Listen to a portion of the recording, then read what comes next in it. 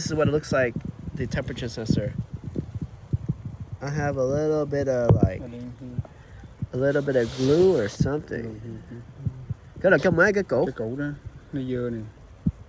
Không biết nó dơ hay nó check cái đó để cho nó muốn cho nhiệt độ nó khác nhau là sao. Cái này đâu có như ấy đâu. Nhiều khi nó check cái đó để cho cái nóng lạnh nó chạy qua được á. Giống như cái kem á. Còn cái này nếu vậy thì đâu có. Cái này nó chạy qua chạy lại hả? Cái này có chạy qua chạy lại đâu? Chạy. Ok. Rồi quay lại cái số, bên kia có hai cái số kìa. Cái này I cannot read the number. It says Toyota.